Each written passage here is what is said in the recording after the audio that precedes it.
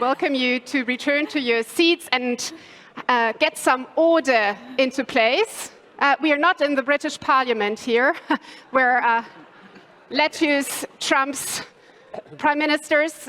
We are an orderly event here. So, and I want to make this actually a very entertaining and joyful event for you, so that you don't regret that you're here with us and not with the cakes and cookies outside. Thank you very much for joining us. Our session is called Where Do European Strategic Interests Lead? So that means that we need to identify European strategic interests first, then identify the direction and make sure that these interests are not too much diverging. I am very happy that I don't need to do this on my own, but that I have this excellent panel with me. I'll introduce it now to you. So to my right is Alice Guitton. She is Director General for International Relations and Strategy at the Ministry for the Armed Forces of France. To my further right is Zīle, who is the Vice President of the European Parliament, but also, I guess, known to many of you here in the audience for his previous positions in the Latvian government. We have Madam President Kolinda Grabar-Kitarović, the former President of Croatia, and we have Michal Baranowski, who directs the Warsaw Office of the German Marshall Fund and is a dear colleague of mine. So, yeah, my name is Jana Polierin. I am a German think tanker. I'm working for the European Council on Foreign Relations and had its Berlin office.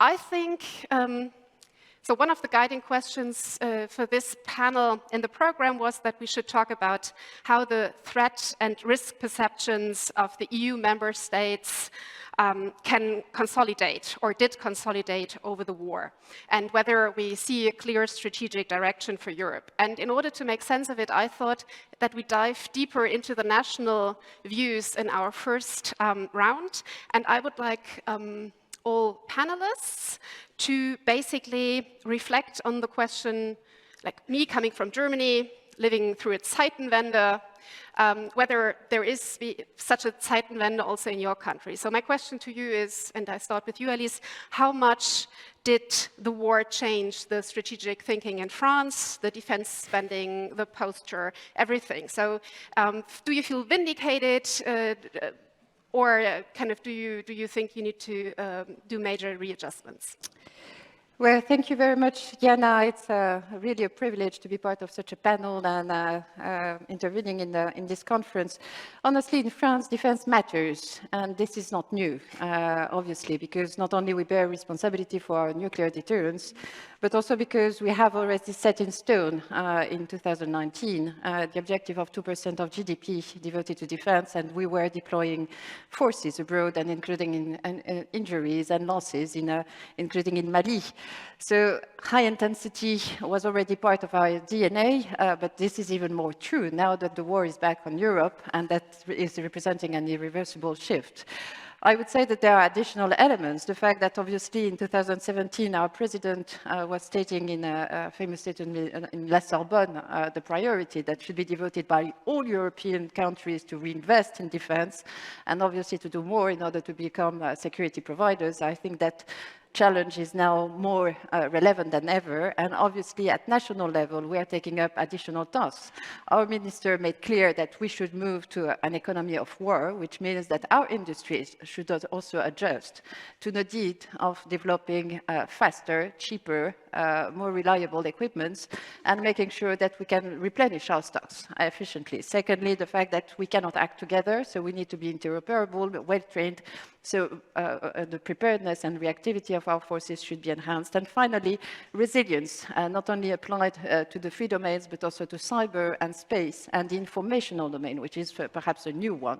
So resilience becomes key, and you would not be surprised to hear that obviously all that war in Ukraine has awakened also in Europe and across our citizens a greater sense of what NATO means and how important collective defense through NATO is and should be in the future. So not a Zeitenwende, because defense, again, is part of our DNA and will remain so.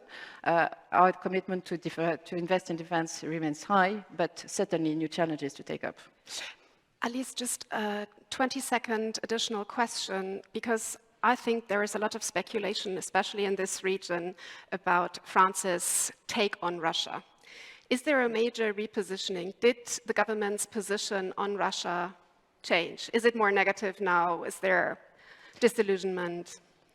I don't think there is a major shift. In fact, we were quite clear and lucid about how Russia was evolving, and there was genuine involvement in trying to make sure that Russia would get our messages right before taking any kind of dramatic decision. And that's the reason why our president committed so heavily through a number of calls, including to Vladimir Putin, to try to avoid the war. But at the same time, now the war has happened. This is an irreversible shift. I think nobody doubts it. And we need to now confront with the fact that strategic stability in Europe cannot be the same, despite of which, and notwithstanding how this war will end, and obviously we stand behind the Ukrainian armed forces and we will be supportive of their efforts constantly.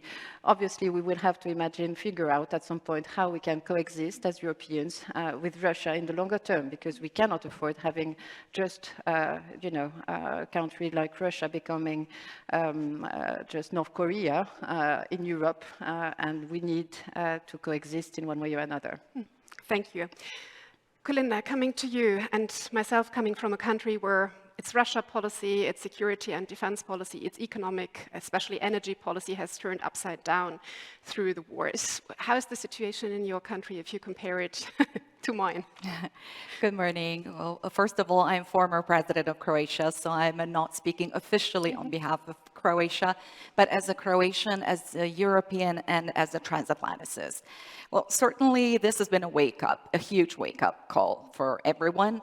Obviously, in the European Union, there is diversity of nations. We do not share the same geography, nor the same history, nor the same experiences. So even if we perceive the same threats, our perception or the nuances of the perception of the threat differ based on our experiences. So for Croatia, as a country that relatively recently experienced aggression, war, occupation, and much of what Ukraine has been going through today, albeit on a different level, we do remember the times of war and division.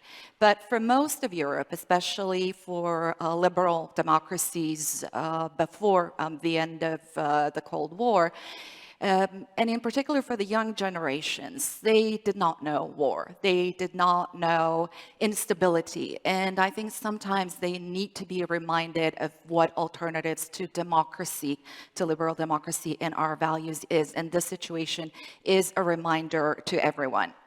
Now, again, looking at the relationship with Russia, for Europeans who lived on the other side of the Iron Curtain, Russia was mostly the stuff out of spy movies, maybe Armageddon type of movies.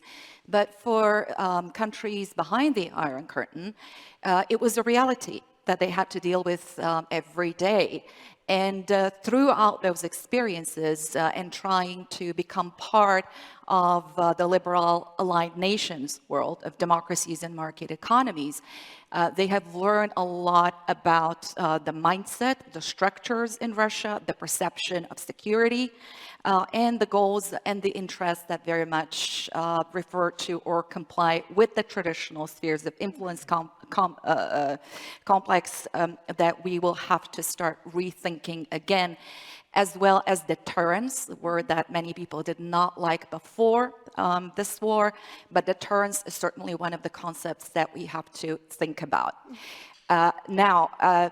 One of the biggest lessons learned is that peace and security cannot be taken for granted. Just because there's absence of threat, it doesn't mean that it's not out there. It only means that there are men and women who are very hardly working to eliminate the threat, to prevent it from becoming reality. However, the world has become a lot more complicated, and it will never be the same with Russia's invasion against Ukraine. Russia has definitely been defined by the EU now as a direct and immediate threat. Previously, one of the problems in the relationship to Russia was that a number of countries looked through to that through a bilateral relationship and bilateral interests rather than the common European policies. And just referring back to what Carl Bildt said earlier, and that in particular goes to energy policy. Not only was it not value-driven, it was not even driven by geopolitical considerations. It was purely economically driven. So we see today, and we can replicate that kind of lesson learned to other parts of the world, where what we thought previously was soft power, such as investment, trade, technology, etc., are becoming instruments of hard power and coercion.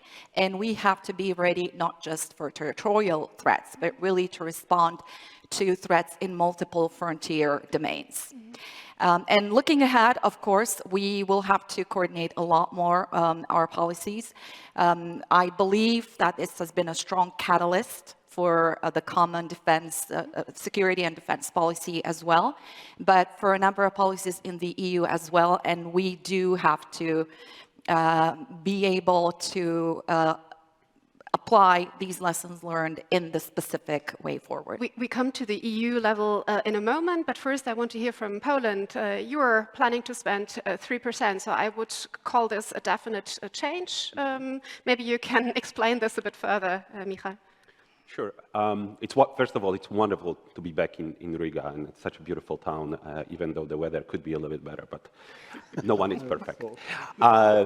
You know, what we hear a lot in Warsaw and frankly in the Baltic states on the eastern frontier flank, but maybe even the front, is that many tell us, well, you guys were right. You guys were right. So you feel vindicated? Yes, though that is not a good news at all, right? And actually, I like the description of zeitenwende for Poland. And there is absolutely, so we have gone through a zeitenwende, even though we started at a different position than many of our allies. What you said is very clear. Poland is now going to go to 3% and eventually to 4.2% of GDP for military modernization. And why is that? It is because the reality or realization that, you know, the only thing between us and the Russian army are the brave Ukrainians. Mm-hmm. And on February 24th, it could have gone different ways, right? I mean, we are in enormous debt to our Ukrainian brothers and sisters that took on this brunt of the attack. But if they didn't manage to do it, we would, in Poland and in the Baltic states, we would have Russia much, much closer. And in fact, if you counted, and I did, that our borders with Russia would be almost between Kaliningrad, Belarus, which is very much part of the Russian military space. And if they were on the Ukrainian-Polish border, we would have almost as long of a border as Finland has with Russia. So there is this very deep change. There is also a change in Polish society. This is not we are fighting almost about anything except when it comes to spending a lot on defense.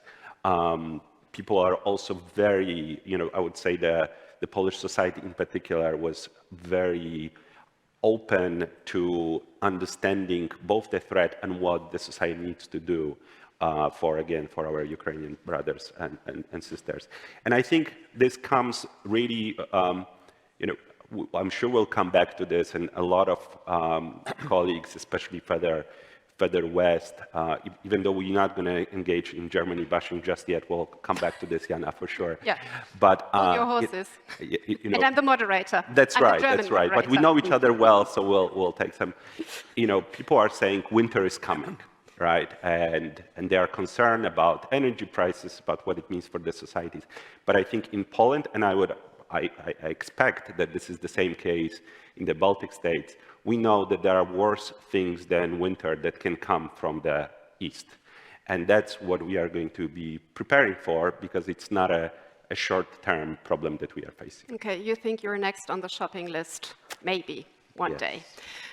Roberts, I turn to you in your role as Vice President of the European Parliament. You've just heard that there are that security and defense is back big time that kind of Russia has been clearly identified as an enemy for the European Union, but also already Michal hinted at the Polish perspective might be different to the German perspective. But how is it sitting in Brussels, looking at the chatters in the corridors? Did the mood in Brussels shift significantly after the war started? And in what way, if so? Yeah, well, I also have an honor to be here and representing in some sense also Roberta Metsola, President of the European Parliament, because she is coming to Riga actually next week for 100 years of celebration of National Parliament in Latvia. So she will be here, but today of course I have to somehow to sit in two roles, I would say, as a Vice President of the European Parliament and also as a Latvian politician here, and it's my country. And on this issue, I can start with this European aspect. So I'm proud about this Parliament, how it reacted after 24th of February. Roberta Metsola called immediately for some demonstration. She was one of the first leaders who went to Kiev. It was even a really dangerous time when she went there. And also President Zelensky was on a remote meeting with the European Parliament, also one of the first. And it was really good start. All the resolutions which came from Parliament that time also as a candidate status pressure to the Council side to give a candidate status for Ukraine as a European Union member. It is a very important Parliament position. So in general, I can say I am really positive on how, in general, Parliament reacted. But of course, let's be honest, there are some differences, not only political, but geographical as well in European Parliament. And definitely what already we discussed that Baltic states and Poland and some I would say other Central Eastern European countries, representatives are in a different view. So we knew here in Baltics and in Poland, I think we knew that what can happen from Russia. So, and I a bit was confused that even High Representative Borrell recently said that we didn't expect that the war happened. If the United States already made the warning signals, perhaps it's a bit worrying start about the situation. And I think here in Latvia, everybody remembers the situation, how we felt in the morning of 24th of February. As I'm sometimes saying to my colleagues from Western Europe, pandemic stopped on 24th of February in our area, because it was no more issue, because the issue was a real military threat, and we understand that we are on the border with Russia, so and Belarus as well here in Latvia, for example, for both countries. I think it's really important, and I think what is different also, threshold of pain, but public is ready to take on in different countries. And I know from some of my colleagues from Western Europe, let's be honest, so they understand that it's politically very difficult to manage this winter and also maybe next winter, how much pain public is ready to take in some of those countries.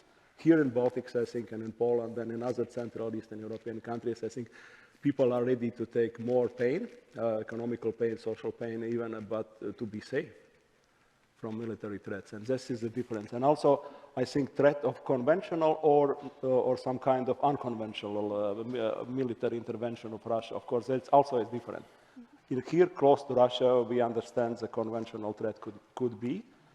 For some of the, let's say, on the outside, the former post-Soviet influence areas, they understand there is no conventional threats. There could be some other threats, but not. And it's also this differentiate our political views.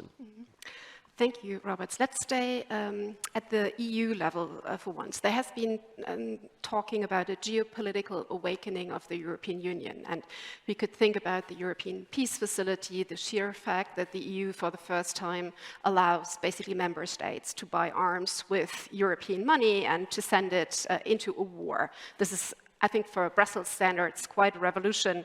The training mission now for Ukraine, the various sanctions packages, also the enablement for by now over 7 million Ukrainians to come to Europe and to find asylum here. So all that is great. At the other hand, if you compare it to what the United States has done, you can say that the United States has outperformed the European Union, has done more than all EU member states combined, plus the EU institutions. I think, that's my thesis, that they did a great job, the Biden administration. and that they brought the Europeans also together. So if you look at it, if you look at what the EU did, which is quite impressive, as I said, my question would be first, is this enough? Do you think that we really are doing and will be doing enough, or could we do more? And the second question is, if you compare it to what the United States is doing, if you look at them being back big time, as Biden has said, if you look at NATO's revival, like no longer talking about brain dead, I think that is a relief for you, so you don't need to explain your president's thinking all the time. But so are we doing enough? And is there a new, is the burden sharing between the EU and the US the right one or not? And maybe, Kolinda, you were kind of so European in your introductory remarks. For clarification, are we doing enough, you mean in the context of Ukraine or for European defense in general? Both. You can do both. Yes, well, certainly the speed and the depth of reactions of the European Union to this open invasion of Ukraine on the 24th February was surprisingly quick. I believe that we will continue to stand together. We need to maintain solidarity. The sanctions are working. It's not true that they're not. The full effect will be seen in about a year or two. But yes, they are depriving the Russian war machine of the capabilities to rebuild the war machinery, even to acquire weapons abroad. They have been reduced to foreign nations who will still do business with them. Secondly, when you look at European defense, what the invasion has done, again, it's been a strong catalyst for several processes. It has created this unity of purpose, and practically overnight, it has bridged that asymmetry of expectations within Europe and between the European Union and the North American, or rather the United States, across the Atlantic, expectations on the value and the purpose of the transatlantic alliance. Through previous experience, Europeans had learned that the United States might not necessarily be aligned with the European Union on all issues automatically. So the attempts at reaching some kind of self-capabilities and self-capacities that is also put in the context of strategic autonomy or strategic sovereignty or European sovereignty has been a driving force of a lot of processes in the EU. Now, across the Atlantic, there was another bridge that was a symmetry that was closed, and that was the contributions gap. All of our countries are now contributing more than 2% of the GDP to defense. And Michal mentioned 3% in Poland, and more, everybody's investing into defense. But we come to the third point, and that is the asymmetry of capabilities, how we invest and where we invest. The mechanisms of cooperation between the EU and the United States, or NATO, rather, in not duplicating and replicating, but really investing into the areas that will be of strategic importance. Now, looking forward, I already have said that we must not consider just territorial threats or geographical frontiers, but domain frontiers that go into cyberspace, artificial intelligence, but also the previously soft power, like the economic tools of coercion, disinformation, build resilience of societies, etc. So we have to invest into all that. We also have to keep in mind that the war in Ukraine and helping Ukraine in their right to self-defense, we're also depleting our own resources that need to be refilled and need to be rebuilt. So we need to see stronger coordination of defense and deterrence planning within the European Union or the EU continent and with the United States. And in that, I have to say something from my personal experience, that first of all, we shouldn't be looking at the EU and NATO separately, because with Sweden and Finland's accession, about 95% of the EU population will be living in NATO countries. So obviously, we have huge overlapping. But when it comes to working across Brussels and even working across our own administrative systems in planning the resources, you have some kind of a disconnect between those who look at NATO and NATO requirements, what we need to do, and those who look at all the initiatives for European defense. So we need to merge those. We cannot create silo systems. We need to cooperate in order to be able to use the resources most efficiently. Mm-hmm. Thank you. So, Michal, isn't this in a way kind of the Polish dream having come true? Poland was always very skeptical about the notion of strategic autonomy, always was afraid of transatlantic cleavages. Now the United States is back. Your country buys a lot of the shelf from the United States. So is it all going in the right direction from your personal, or maybe also if you kind of try to echo your government here, direction? Thank you, Jana. I will try to stay sort of non-governmental in all this, but there is a lot of unity in thinking about the issues that you just raised in Warsaw. Is it, dream come true? I would put it a little bit different way. Let's imagine that US did not show up to this fight, both in Ukraine and in Europe. Where would we be? I don't even have to say it here, because we understand it very, very well. And you have talked about the disproportional help from the US when it comes to military aid. Yeah, they remind us it's 17 billion. What have you guys done? But it also, in the run-up to the war, in Poland, for example, we saw very quick increase of presence of the US. So, 82nd was there right like this. By the time the war started, we have gone up to over 11,000 US troops, Patriot batteries, so it was all ready to go. So in that sense, the dream that has come true in a way is that Putin made us all say check, and the US said, okay, we are there.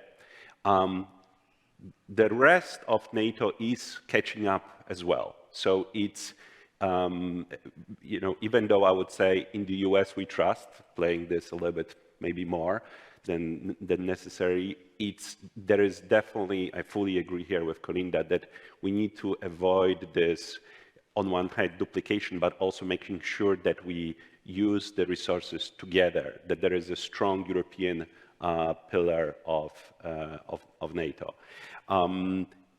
Does there also need to be a strong European defense pillar inside the EU? You said a strong European pillar in NATO. So here, my personal view is absolutely yes. But this is where you would have actually quite a very clear cleavage in Warsaw, where half of the political spectrum would say, let's just keep it all at NATO, let's just work with Americans, let's just buy everything from Americans, it's them who showed up. And the other ones, the other part, myself including, would point out, well, we actually need to develop European capabilities. We look to US national security strategy. We see what their pacing threat is, and it is not Russia, it is China, even though we have time. Sometimes this time needs to be used to develop European capabilities. But that's something that would require changes of thinking, or changes maybe even in the government in Warsaw, for Poland to be part of the European solution, and I'm sure we'll talk about it a little bit more, maybe even European engine for Europe's security policy. Thank you. So coming from Poland to France is sometimes a long way. When it comes to the assessment of strategic autonomy, certainly so. Are you worried, Alice, that now, with all the developments, I mean, with the geopolitical awakening of the EU, but still this kind of strong role that the United States is playing, the strong role that NATO is playing, I mean, we're all doing well, but that there is an imbalance, and that we tend to forget to maybe look at what kind of the Europeans need to do in terms of defense and security, or would you take it more from a positive angle? I think we have to take it from a positive angle, especially because we are observing that strategic awakening, and this is happening now. The point is that over the last few months, we have managed to take the right decisions collectively and to put on good track not only the strategic compass, but all the different tasks that it represents, including on the operational domain, the rapid capacity of deployment, but also, of course, trying to enhance our ability to access to global commons, contested areas, be more relevant, including in responding to the challenges posed by the systemic rival, which is China, and this is coming up. So I think the greatest part of our effort will have to be focused on budget, making sure that the decisions taken today will be sustained over time, and honestly, we've been lagging behind for the last few years. That will require determination because, of course, there is the impact of inflation. There are a number of other concerns, and including ones deriving from the COVID crisis. And secondly, restructuring our European industrial basis, which means that we need to invest in innovation, making sure that we do not lag behind technologically, and in the end, that we are able to take up some responsibilities in defense, including if there are crises that may emerge in addition to the current war in Ukraine. We cannot forget about the many other challenges existing not only in Africa, but also in the Middle East and in the Pacific, and we will have responsibilities to take up in that respect as well. So I would guess our dependencies on our American friends remain, but we should be including within NATO as Europeans taking up more responsibilities. I think France is doing that, precisely that, including by reducing the ability of its forces to move at short notice, by being able to play the role of framework nation in Romania and doing a number of other additional efforts. So that's clear. And then making sure that that old issue about EU-NATO duplications versus complementarity, that we leave it behind us and move on with a clear assessment that we will need to combine the assets of the two organizations in order to match the many challenges ahead of us. There is no other way around. Can I just have a follow-up question? Do you think that the strategic compass and the strategic concept work towards that goal? Do you think that we are on a good path towards overcoming these divisions between the EU and NATO? That was also one of the questions that was asked via Slido previously. So I think we're precisely realizing, and including, I mean, because our American friends were a little bit caught by surprise, good surprise to see how much the Europeans were ready to take the real decisions, the meaningful decisions required by the return of war in Europe. So I think indeed the fact that we were working already before the war on the strategic compass, that we were planning to have a strategic concept adapting to the strategic competition that we're confronted with, this is good, this is a good start, but now we have to implement it genuinely, and then that's the moment when we have to realize that, for instance, we still have homeworks to do at the European level that may have been forgotten in the meantime, but looking at how we withdrew from Afghanistan, we realized that we were heavily dependent on the Americans for many capabilities, and we need to do more in terms of strategic transport, ISR. That was also true in the Sahel region, where we were also relying and very much appreciating the American support. So, I mean, we have to work hand in glove, EU and NATO, not only because of the cross-cutting competencies that has the EU. Honestly, if you speak about lawfare, if you speak about securing supplies, about hybrid, counter-hybrid strategies or disinformation campaigns, obviously the EU stands in the right place to do it, and this is not NATO's business, and I think the Americans do realize that. My point would be to say, all right, EU-NATO is key, but let's make sure that also we take to the next level the EU-US dialogue on security. I think, for instance, topics like China may be extremely relevant for that purpose. Mm-hmm. So I think with all this harmony between EU and NATO, maybe we should talk about basically the mother-in-law in this marriage between EU and NATO, which would be capability development, defense industry, and whether the contracts go to the United States or go to Europe. Maybe, Roberts, you want to comment on this? But before I give the floor to you, I just want to announce that I'm, after this, opening it up to your questions. I have many more, but I would like to bring you in, and 3 lucky ones if you can be heard. So prepare your questions and be quick raising your arm. But first, yes. Roberts. Yes, thank you, Jana. So if you are, well, because absolute majority of EU member states are in NATO now, so or almost in NATO, like also Sweden and Finland, which is, of course, actually it's an interesting point that Sweden and Finland, being for a long years, of course, EU member state, decided to make security in NATO.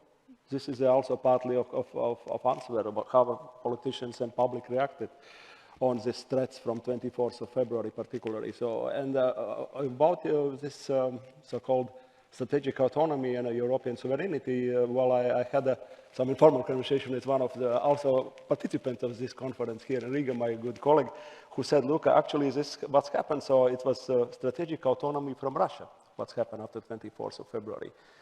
It's strategic autonomy from Russian energy sources and other things, so, and to understand what there is the threats and so on. That is a bit different angle, of course, how strategic autonomy was created and European sovereignty concept. So it was more how to deal without the United States involvement, which I think it doesn't work in this situation. It's my personal opinion, and I think we have to be sure that it's the most important is not to create well, dependent strategic from not only from Russia, which is, I hope it will be over in a reasonable time from now, but there are some dangerous movements as well if we are looking on this direction. There is a possible German government chancellor and some business community visit to China, which could be also not so much about how to sell in the market, but how to survive in an input level from different kind of minerals, which was necessary from the Green Deal and other issues. This is a dangerous, and also I think we have to understand that dependency could happen from other sides. So, and it's not easy to understand what is a key priority in this situation. Also, strategic compass, which is a part of this strategic autonomy. If you look, of course, before 24th of February, there was a totally different concept. So in March, when it was approved, it was already something a bit different. Mm-hmm. But anyway, it doesn't address security from a threat of Russia. Mm-hmm. It's more NATO issue, not strategic compass issue. It was more developed for other needs. So I think it's particularly here in our area, we have to be sure that for us, it's the most important security, and security with a good transatlantic relationships here in this area in Baltic states it's a core. If you will ask for general public where security is coming, they are following what's going on in Ukraine, war in Ukraine, and how United States and also even UK, with all the turbulences in the government, but they, according to the Ukrainian side, they are supporting, they are more satisfied with the support from UK sometimes than from support of EU, which is the case. So not for member state by member state they are evaluating, but this is reality, and let's look on this reality with wide open eyes and to think what we can do in the best. Thank you, Roberts. And as a good German, I note that you're already the second person on a panel who mentions Germany and its tendency to sell critical infrastructure to not so friendly powers. So I take that back home for sure, that this has been a big topic here. But as I promised, I would like to open it up now. I see 1, 2. So we start with 1, 2. Claudia Major, my dear colleague, sitting in the middle of the room over there.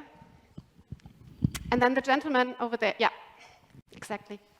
Thank you. Thank you for the Claudia Major from the German Institute for International and Security Affairs. And thanks for the excellent exchange, and Jana for leading this panel so wonderfully. You mentioned the Zeitenwende in Germany, so Germany rethinking its foreign defense policy. And our defense minister recently said Germany should be a leading military power, so a leading power in Europe in defense questions. I know that not always anybody, we don't need all advice, but I was wondering what your dreams would be for Germany to do as a leading military power. So what are the 3 ideas or the 3 hopes or the 3 wishes you would have for Germany to do if we were to develop into a leading European military power? Thank you. Thank you very much. The gentleman over there at the very right. Yeah. Could you introduce yourself? I fail, my eyes fail me, I cannot. Tim Riley from the Scott Perler Research Institute at Cambridge in UK. Apologies for the jokes about the UK Parliament in the beginning. It's a long queue. My question really is one about the panel has been discussing the role of more involvement of Europe in NATO. And my simple question is, what are you going to do about the intelligence aspect? The background to the question, and by that I mean with the absence of Britain in Europe, as a Five Eyes agency. How is that going to be overcome? Germany is the obvious candidate, but its relationship after unification and Stasi personnel now working in Europe will not be looked on lightly by the United States. And if Ukraine were to come into either EU or NATO, it's pretty certain that a lot of intelligence, Five Eyes intelligence, would go straight back to Moscow first. So the question really is, and the fourth part of the question, I suppose, is how are you going to pay to build intelligence capability and capacity around the world when the target, Russia, in response to that will be further relationships with China. In other words, you get dragged further into geopolitical, geostrategic relationships with China and Russia, which means the bill for setting up intelligence within European NATO gets utterly astronomical. Thank you.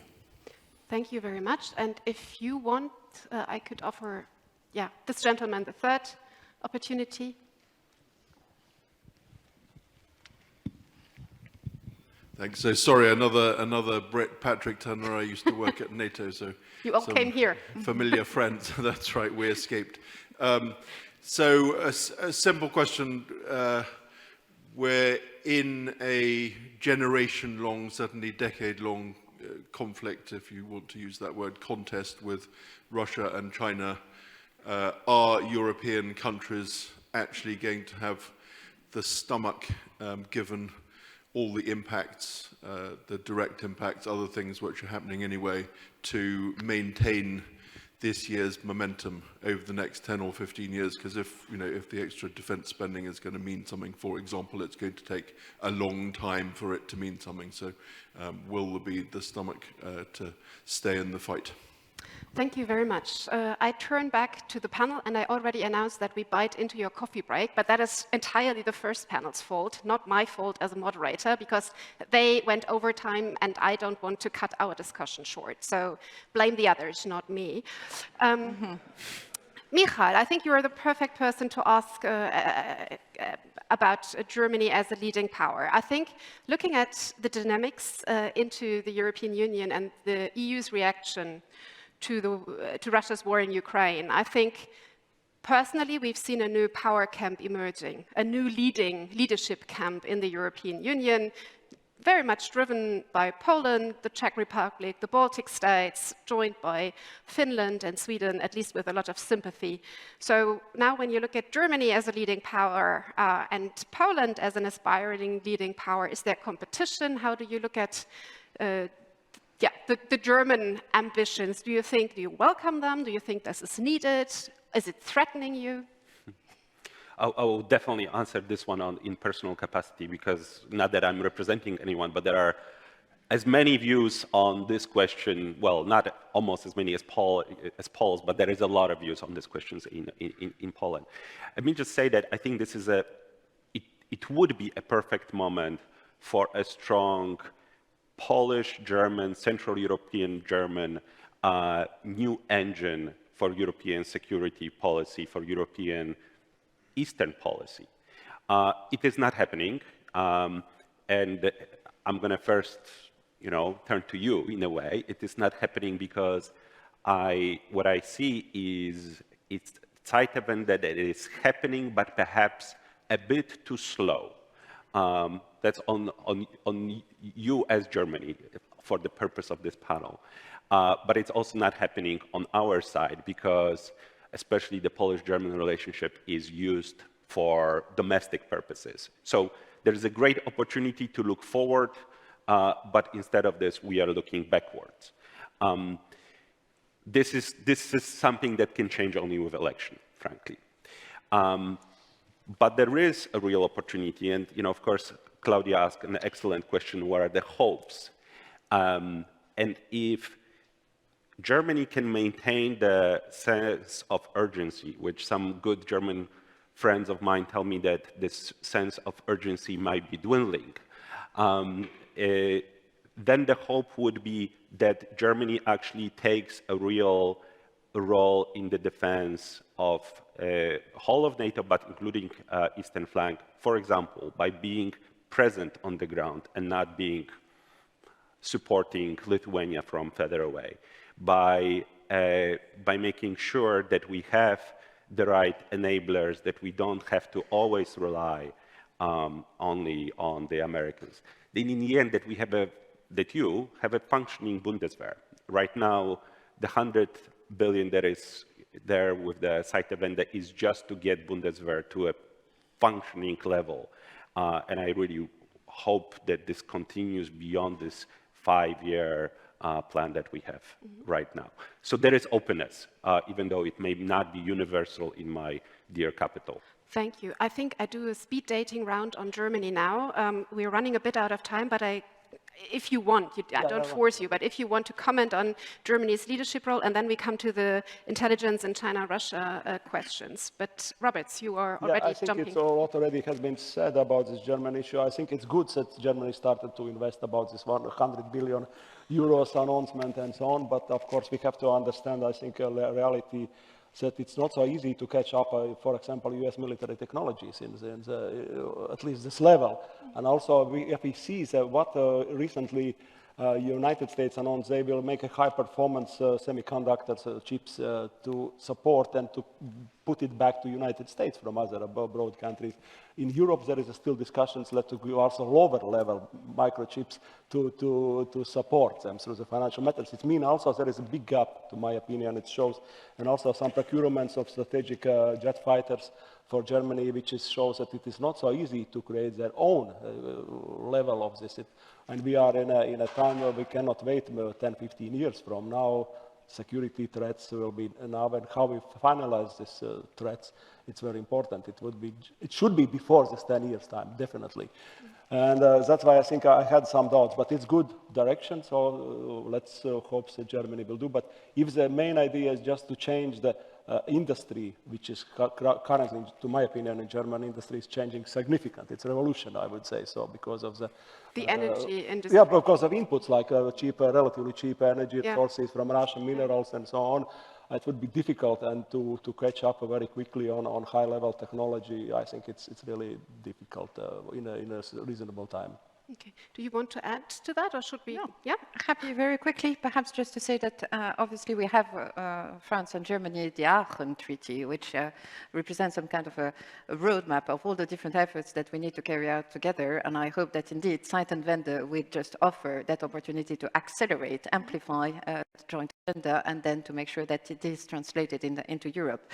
But from a very personal basis, and to put it very briefly, I would say we would like Zeitenwende not to lead to a scenario where we would see our German friends buying on American shelves to put the stuff on German shelves, but to try to buy American and European equipments and then to use them and make sure that they are available when we need to deploy them. And that's been one of the issues, I think, that we have been addressing jointly, including in the context of the European Intervention Initiative, which at some point Germany was contemplating with hesitation because there was the appetite to deploy forces and to do it, including in less permissive environment. And obviously the war in Ukraine is demonstrating that indeed we need investments, we need defense budgets, we need equipment, but we also need to be able to use them and take the risk. And I hope that this is going to be the case. Thank you. So 2 clear messages kind of towards the German defense industry and the German procurement ideas, and also to, I think, German readiness and, the readiness to deploy forces. Thank you. Kolinda? Let me just tie all of these 3 questions That's together. A perfect bridge then. Well, first of all, obviously, not just Germany, but everybody here in Europe needs to invest in the proper defense capabilities. And I think one of the ways to go forward is to invest into the defense industrial base here in Europe, into research, development, startups, etc. Now, nevertheless, although we need to stop being free riders, as we used to be called, and we need to strengthen the European pillar of the transatlantic defense, NATO remains crucial, essential to the defense of Europe. And thus, contribution of the non-EU NATO member countries, such as the United States, the UK, which is not a member of the EU any longer, but is a member of NATO, and that goes for intelligence and other capabilities where we need to be sharing together and be complementary, coherent, and mutually reinforcing. And the third point looking at the choice whether NATO, the EU, or everybody who is standing up to Russia's aggression, whether we'll have stomach to continue to do it. We simply won't have a choice. This has become a war of global stamina. We need to address the systemic challenges posed in the world. And again, they come not just from the territorial domain, but from other frontier domains as well. Thank you. So I think we really need to enter kind of the final round now, and there are still the China-Russia, or the two elements in the room left, and also the intelligence aspect. Alice, could I ask you to talk about the intelligence? Of course. Thank you for raising that question. Honestly, as part of the lessons learned from this war is the importance, of course, of intelligence. And I think we can be proud that the strategic compass was built on a first ever threat assessment, joint threat assessment among European countries, European member states. Obviously, intelligence plays a key role in paving the way to autonomy, because this is the autonomy of making your own mind about what is the situation, attributing, and of course taking decisions. So I don't think there is a discrepancy between what the EU can do in terms of action because of the lack of joint intelligence mechanism. There are a number of countries around Europe that are able to share intelligence, and I'm sure that this is not confined to the Five Eyes format. So, and in addition, of course, a number of the countries that are members of the EU do have a relationship, and including very dense, intense relationship, including with Five Eyes countries. And that's the case for France with the UK and the US. Mm-hmm. And because I want to end on a positive note, the question about Russia and China was whether the European countries will have the stomach to endure this, to stay united.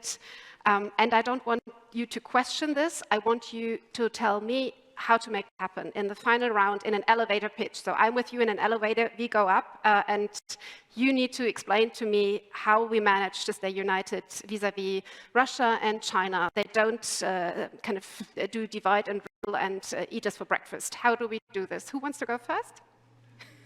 Michal? Yeah, we have a solution, right? No, this is, we talked about it last night also, Patrick, and this is clearly the test of our times.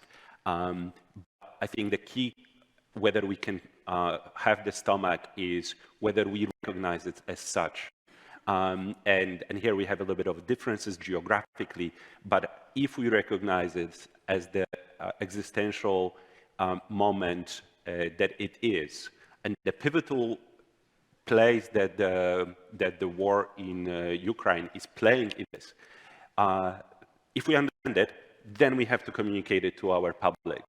And then only we have the chance to stomach this, because as I fully agree, this is not something, despite what, it sounds sometimes in the media, this is not something that ends this winter or next spring. This is a long-term conflict, whether we call it a world war or not, that's a different story, but that's what we have to understand and then bring our societies along by having this great political ability, great political talents to do this. So I'll turn to someone who has done this with their society. How do we actually do that? Your elevator pitch. Yes, I already responded to that. But if I had somebody in the elevator, I would say I'd rather not have power today for a few hours than have my kids go to war and fret about their lives, be scared about their lives, because this doesn't stop with Ukraine. Let's not delude ourselves, and let's not perform any wishful thinking. Let's be smart, forward-looking, and geopolitical. Thank you, and also for being very quick. That was a very quick elevator run. Thank you. Robert. Yeah, what I'm really afraid is this: does you has a stomach to not to continue to work with Russia, for example, after some years? Well, I had it's let's put like a realistic view on this. It depends how the war in Ukraine, what happened with the war in Ukraine. So. What would be the frozen war at the end, or some kind of peace, which is not a peace, but just frozen war in the future. So how strong EU and also West will be in the situation when I believe that Ukrainians will be winners of this war. But does it enough for a change of narrative in Russian society, and not only in Russian? I want this you is to tell me important. how we make and that that's happen. why I think there would be attention, to my opinion, at least in part of EU member states, because of the public reaction to the politicians, that if it's possible to make kind of peace, and maybe we can find some benefits to make our pains a bit lower than we experience this winter and next winter. So this is dangerous. Yeah, that would actually be more the elevator crashing entirely, I think. Alice. Extremely quickly, I think everything was mentioned. I would just add on top of that the fact that we need long-term strategic convergence among European countries in light of what we're seeing. That means, I mean, at the core of the project of the European political community and the recent summit that took place beginning of October, there was the need to make sure that all European countries in the continent, except Russia and Belarus, and I can tell you this is a great message of unity vis-à-vis those countries, can gather and indeed address some of the issues that are burning issues at the highest level and start defining genuinely over the horizon what are their political goals. And I think we need that kind of political convergence to take place in an informal manner, because again, the European political community is not to be institutionalized. This is not another organization. This is really a political mechanism that will allow us potentially to converge over the coming years. Thank you very much, and I also thank you for, I don't know, giving us hope in the end that this is doable. Also, warning against kind of the biggest threats. I think that should encourage us really to work towards a united, strong West, Europeans, Americans together in the long run, and I think that should also be the guiding narrative for this conference. You now will have your well-deserved coffee breaks. Thank you so much for your patience and for your willingness to listen. Thanks to my great panel.